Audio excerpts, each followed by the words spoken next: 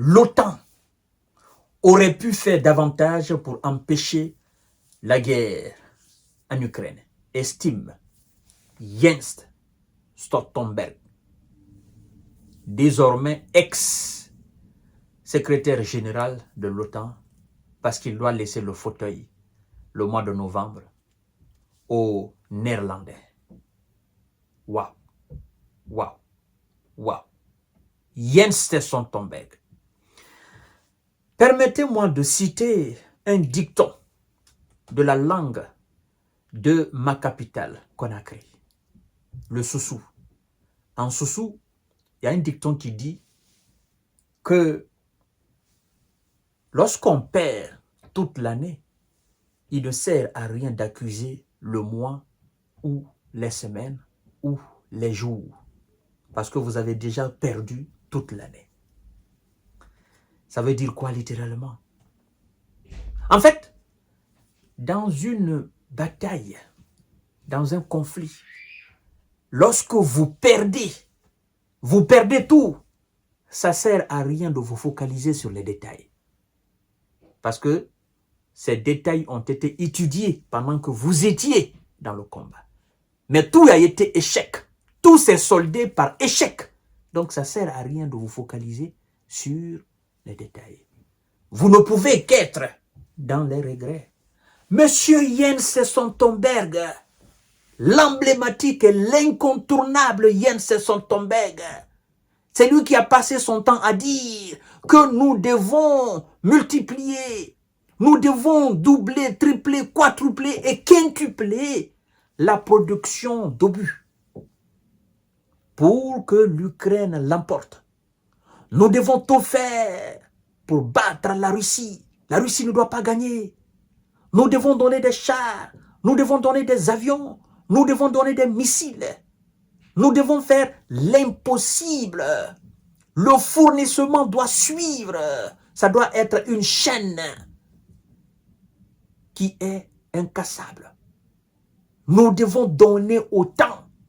En tant que la guerre dure, en tant que la Russie est sur le terrain en Ukraine, nous devons montrer à M. Vladimir Poutine qui nous sommes. M. Jens Stoltenberg, il est dans le regret total. Il est dans le regret parce que il se rend compte de sa culpabilité.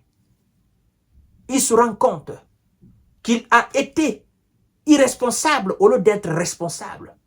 Il se rend compte qu'en tant que secrétaire général de l'OTAN, il aurait pu faire beaucoup de choses dans le domaine du dialogue, dans le domaine de la diplomatie, dans le domaine de la compréhension, dans le domaine humanitaire.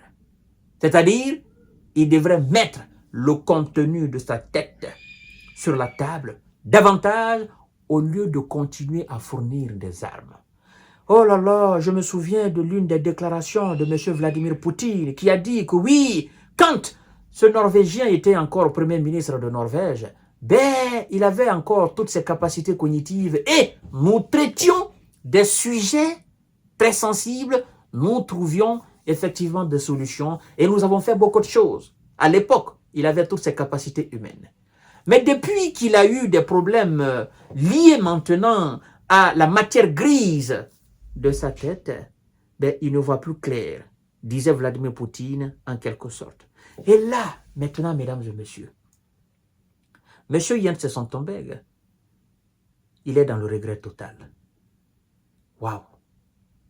Oh! Qu'est-ce que l'homme peut être bête à des moments de sa vie?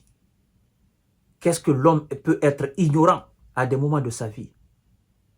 Oui, certainement le gars, il s'assoit dans son fauteuil. Il a des remords. Il se dit, mais tout ce que nous avons perdu dans ce pays, et nous savions pertinemment que nous n'avions aucune chance de l'emporter face à cette grande puissance militaire, économique, politique, diplomatique. Waouh, nous avons envoyé tous ces innocents au repos éternel pour des objectifs qui seront inatteignables. Alors, qu'allons-nous faire? Qu'allons-nous faire? Qu'allons-nous dire à nos enfants, à nos petits-enfants?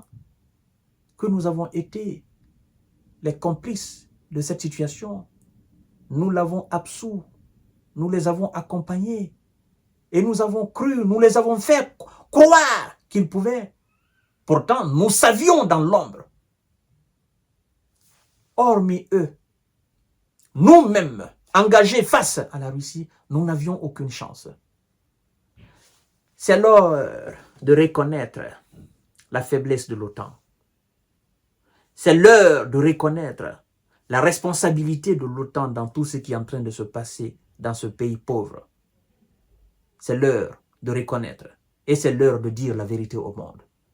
Jens Stoltenberg veut laisser une bonne image de lui en sortant. Mais non, depuis 2022, nous sommes ensemble, monsieur Jens Stoltenberg. Vous devez assumer vos responsabilités devant le tribunal de l'histoire. Aucun mal, aucune injustice ne restera impunie par le tribunal de l'histoire. Si le pouvoir du dictateur ou du plutocrate ne règne qu'une partie du temps, la force mentale d'un penseur qui demeure éternel et qui se transmet de génération en génération triomphera toujours. Notre force mentale, nous avons toujours prôné la diplomatie. Nous avons toujours œuvré dans ce sens. Nous avons toujours fait des émissions dans ce sens-là. Vous avez œuvré pour les matériels militaires. Vous aviez voulu gagner. Mais vous saviez pertinemment que vous ne pouviez pas gagner. Monsieur Jens Stoltenberg, ce n'est pas l'heure de reconnaître. L'organisation du traité de l'Atlantique Nord, OTAN, aurait pu faire davantage pour empêcher la guerre en Ukraine, a déclaré le secrétaire général sortant de l'Alliance militaire occidentale dans un entretien publié ce samedi 14 septembre 2024 dans l'hebdomadaire allemand Frankfurter. Il dit, je cite, « Aujourd'hui, nous fournissons du matériel militaire pour une guerre. À l'époque, nous aurions pu fournir du matériel militaire pour empêcher la guerre. » C'est de la philosophie, ça. Mais moi, je comprends.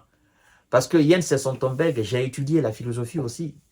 Bien que j'ai pu faire le droit à l'université, mais j'ai aussi étudié la philosophie. Vous faites de la philosophie, mais moi, je comprends. À l'époque, vous dites qu'aujourd'hui, vous fournissez du matériel pour faire la guerre. Mais qu'à l'époque, vous auriez dû fournir du matériel pour empêcher la guerre.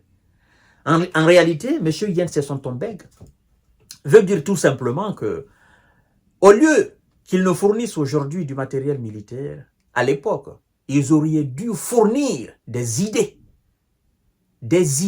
humaines, des pensées, n'est-ce pas, pour empêcher la guerre. Ils auraient dû faire effectivement ce qu'ils sont en train de demander aujourd'hui dans l'ombre, le dialogue.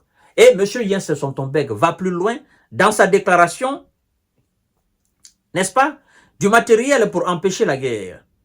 A assuré Jens Stoltenberg. Il dit, je cite, voilà, c'est la partie de sa déclaration qui est encore très intéressante. Monsieur dit, je crois toujours au dialogue avec la Russie en lien avec la défense et la dissuasion. Nous devons être forts pour pouvoir mener un dialogue utile, a-t-il ajouté. Nous devons être forts pour mener un dialogue utile avec la Russie. Je crois toujours au dialogue avec la Russie. Ah ouais. Monsieur Jens Stoltenberg, c'est l'heure de vérité. Vous croyez au dialogue avec la Russie? Laissez-moi vous dire que Vladimir Poutine vous a toujours dit qu'il était prêt pour le dialogue et que la porte de la Russie n'a jamais été fermée et ne sera jamais fermée. Alors, lorsque vous dites que vous devez être fort pour mener un dialogue, ça veut dire quoi? En fait, c'est pourquoi il faut savoir lire entre les lignes. La force que M. Jens Stoltenberg demande pour mener un dialogue avec la Russie, c'est cette force débarrassée de l'égoïsme, débarrassée de l'arrogance, débarrassée de l'ostentation, débarrassée de la condescendance. C'est-à-dire, laissons nos égos de côté. Soyons forts pour venir devant Poutine. Soyons forts de demander que oui, nous avons fait des erreurs par le passé, nous voulons dialoguer avec vous, M. Vladimir Poutine. Soyons forts d'accepter un certain nombre de conditions de Vladimir Poutine. Il n'est pas un animal, c'est un être humain. Il est compréhensible. D'accord? Il va comprendre. Et il comprend notre situation d'aujourd'hui. Laissons nos égos de côté. Soyons forts en laissant nos égos de côté. Laissons nos dignités de côté. Soyons forts en les laissant. Ok? Nous sommes en position de faiblesse. Et nous continuons à être dans cette position de faiblesse. Plus le temps dure, plus nous nous affaiblissons et plus nos ambitions augmentent, des ambitions démoniaques. C'est-à-dire, plus nous sommes démunis de moyens et plus nous ferons recours à des armes puissantes, plus la Russie aussi fera recours à ces armes et plus nous nous approcherons de la troisième guerre mondiale. Et donc, pour ne pas arriver à ce stade, à ce niveau de destruction de notre planète Terre, soyons forts. Soyons forts, laissons nos égos de côté. Soyons forts, demandons le dialogue. Soyons forts et disons la vérité au monde. Nous avons commis une erreur monumentale en nous attaquant à la Russie. Nous pensions que c'était un tigre sur papier. Mais en réalité, en fait, l'ours est bien vivant. L'ours de la taïga est bien fort. Et cet ours, en fait, s'est mis sur ses 4 pattes. Et il ne faudrait pas qu'il se mette sur ses 2 pattes. Parce que l'ours sur ses 4 pattes, en fait, c'est encore de l'ours vraiment qui n'est pas engagé. Mais lorsque l'ours se met sur ses 2 pattes, au lieu qu'il ne fasse maintenant 2 mètres, n'est-ce pas, sur les 4 pattes, il devient soit 3 ou 4 mètres. Et alors, il prend cette forme. Et quand il prend cette forme, il est inarrêtable. Donc, ne souhaitons pas que l'ours se mette sur ses 2 pattes. Monsieur Jens Stoltenberg, on a compris le message. Alors, nous allons essayer aussi de parler dans ce sens. Comme vous-même vous dites que vous croyez au dialogue, effectivement, nous aussi, nous croyons au dialogue. Voilà, mesdames et messieurs, à tout à l'heure pour notre série d'informations de décortiquage. Merci beaucoup, je vous aime. Partagez la vidéo dans tous les groupes aussi.